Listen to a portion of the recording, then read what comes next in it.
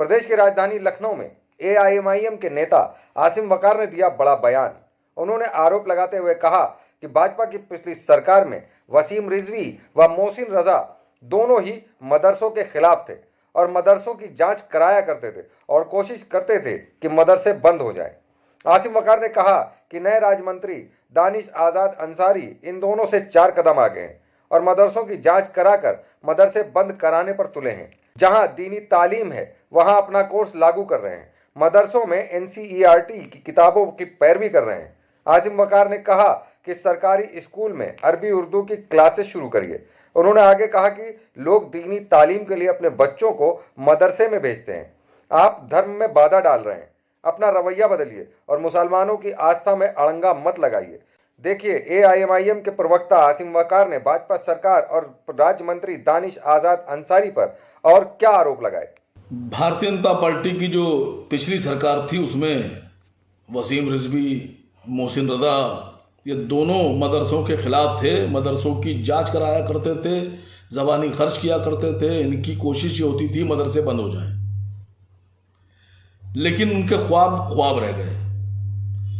इस सरकार में जो नए मंत्री बने हैं, राज्य मंत्री दानिश अंसारी, वो इन दोनों वसीम रिजवी और मोहसिन रजा से भी 4 कदम आगे निकल गए। जांच भी करा दी, बंद भी कराने में तुले हुए हैं। बंद का मतलब आप जहां दीनी तालीम है वहां आप अपना कोर्स लागू कर रहे हैं। मंत्री जी, मैं आपसे कह रहा हूं कि अगर आपको बहुत फिक्र है तो आप एक काम कीजिए कि जो सरकारी स्कूल हैं, आप मदरसों में एनसीईआरटी की बुक्स चालू कराने की कोशिश कर रहे हैं, उसकी पैरवी कर रहे हैं। मैं आपसे मांग कर रहा हूं कि जो सरकारी स्कूल है उत्तर प्रदेश सरकार और भारत सरकार के, इनमें आप अरबी और उर्दू की क्लासेस शुरू कराइए, कंपलसरी करिए सब्जेक्ट, कि जो मुस्लिम बच्चे हैं वो पढ़ें। ये भी तो हो सकता है कि आप वहां एनसीईआरटी लागू करने से बेहतर है कि आप अपने स्कूलों में शुरू कर दीजिए अरबी और उर्दू। करिए। अरशद मदनी साहब ने बिल्कुल जायज़ बात कही कि इससे इस्लामिक जो एजुकेशन हमारी है, तालीमात है, उस पर असर पड़ेगा। सब उनके पीछे पड़ गए। क्या गलत कह दिया उन्होंने?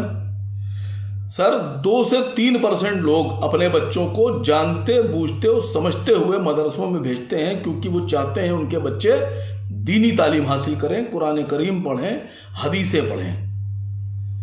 लोग जान के समझ के भेजते हैं। आप कह रहे हैं कि नहीं, लैपटॉप और फलां और ढमक, जिनको लैपटॉप की जरूरत है उनको आप लैपटॉप दे नहीं रहे, बेसिक और माध्यमिक शिक्षा वालों बच्चे जो हैं। और यहां आप कह रहे हैं लैपटॉप। आपको पता ही नहीं है कि जो मदरसों से बच्चे निकलते हैं, जो पहला स्टेप है वो है हाफिज कुरान, मतलब कंठस्थ कर लेना कुरान। 300 पारे उनको याद हो जाते हैं। ये पहला स्टेप है।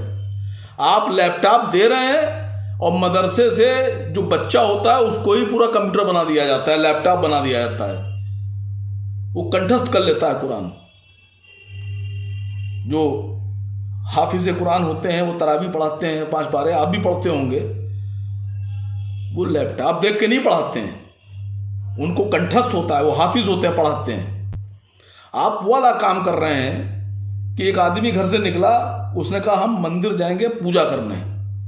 आप रास्ते में उसको पकड़ लिए और आपने कहा नहीं, ये पकड़ो तुम लैपटॉप और ये अमिताभ बच्चन की सीडी, पहले ये लैपटॉप पर सीडी देखो, पिक्चर देखो, उसके बाद जाओ पूजा करने। भाई, वो अपने धर्म के अनुसार पालन कर रहा है, आप जबरदस्ती उसके धर्म में खड़मंडल डाल रहे हैं बीच में। ये ठीक बात नहीं है। आप रवैया बदलिए। मुसलमानों के जो रिचुअल्स हैं, जो मुसलमानों की आस्था है, आप उसमें अड़ंगा मत डालिए। ये ठीक बात नहीं है। 9 PM न्यूज, हम दिखाएंगे झूठ को सच का आईना। सच के लिए देखते रहिए 9 PM न्यूज।